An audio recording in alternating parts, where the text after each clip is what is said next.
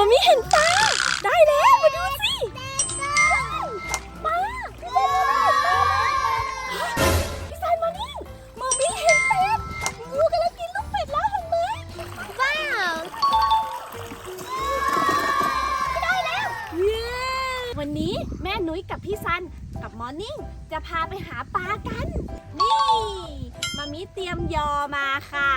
เอาไว้ยกยอนะคะ แล้วก็พี่ซันเตรียมเบ็ดตกปลามาวันนี้ส่วนวันนี้เตรียมอะไรมาคะเตรียมค้อนมาเตรียมค้อนมาเอามาทำอะไรค้อนนะลูกเอาตีเอา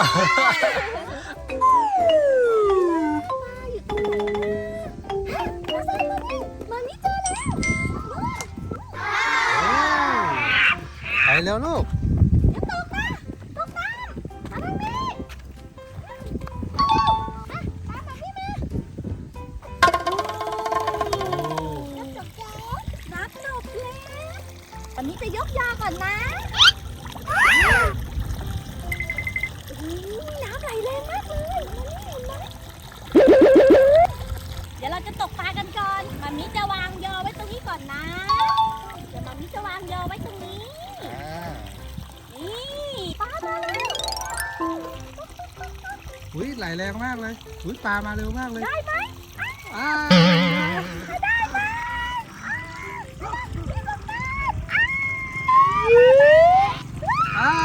นิดเดียวปลาไปแล้วปลาอยู่ติดอยู่ตรงนั้นไปตกกันดีกว่านี่พี่ซันมาเอาตัวนี้เร็วพี่ซันมาเอาตัวนี้เร็วลูกเร็ว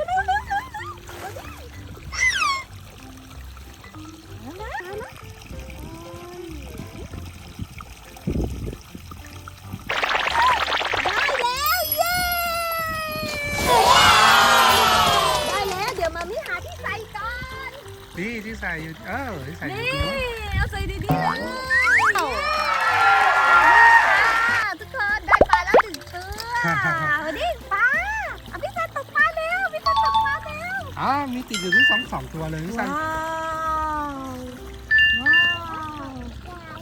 ปลาอุ้ยพี่ซันจับปลาได้โอ้จับมือเปล่าเลยครับโอ้โหได้ไหมเย้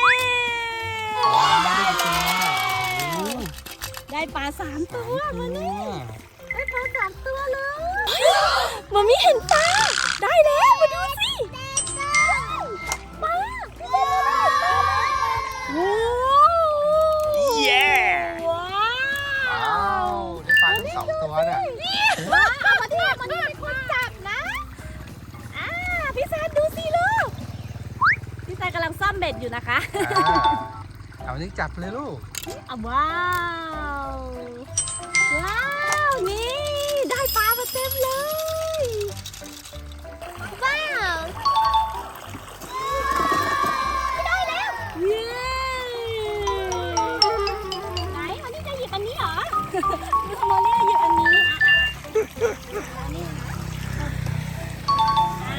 โอ้ใส่นี่เอาใส่นี่เอาใส่ยอเลยลูกได้อู้พี่ซันอยากตกมาตกอันนี้มันนี่หยิบเลยพี่ซันจะตกอุ้ยใส่โอเคแม่จะก้มให้ถือให้น้องนะ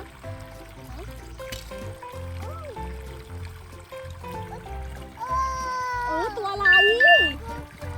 กบมานี่โชว์กล้องหน่อยไหนกบอยู่ไหนขอดูหน่อยเร็วตกระวังแล้วลูกระวังนะปลามาอยู่ตรงนี้เต็มเลยพี่แซนมาดูสิเห็นไหมวันนี้พี่แซนไปตกเร็วเร็วมันมีตกปลาให้พี่แซนตกอันนี่ปลาอยู่นี่โอ้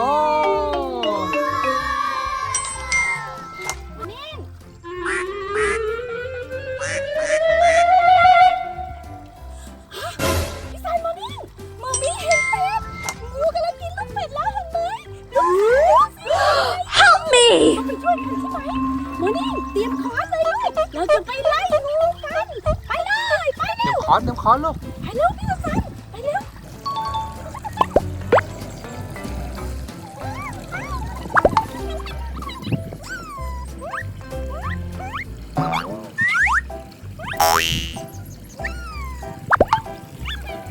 เราใช้ค้อนไปพี่สันพูดสิไปอย่ามากินลูกเป็ดนะเจ้างูไปเดี๋ยวนี้นะ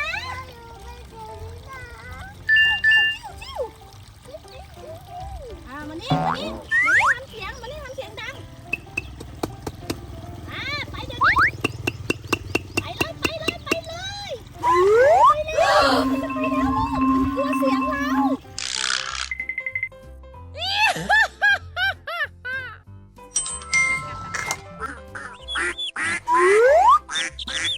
มามีจะข้ามไปก่อนแล้วเดี๋ยวมามีจะอุ้มมอนี่กับพี่ซันไปนะ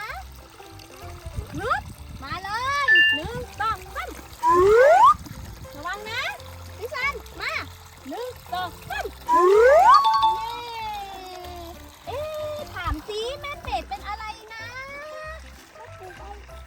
แม่เป็ดอยากข้ามไปฝั่งนู้นเหรอโอ้แต่ว่าข้ามไม่ได้ใช่ไหมทำยังไงดีนะมามีรู้แล้วพี่ซันมานี่เราก็เอาเรือมาช่วยไงดีไหมเดี๋ยวแม่ไปเอาเรือมาก่อนนี่เราจะเอาเรือช่วยให้แม่เป็ดกับลูกเป็ดข้ามไปฝั่งนู้นให้ได้นะเรามาใส่ลูกเป็ดใส่ลงไปในนี้เลยว้าวแล้วก็แม่เป็ดด้วยนะอย่าลืมแม่เป็ดนะเอาแม่เป็ดใส่ลงไปด้วยนี่ลูกเป็ดครบหรือยังช่วยกันดูสิลูกเป็ดครบหรือยังอย่าให้ลูกเป็ดหลงนะเราจะพาแม่เป็ดกับลูกเป็ดข้ามน้ำไปฝั่งนู้นไปแล้วนะบ๊ายบายเลยทุกคนบ๊ายบายแม่เป็ดกับลูกเป็ดไปแล้วบ๊ายบาย Thank you very much.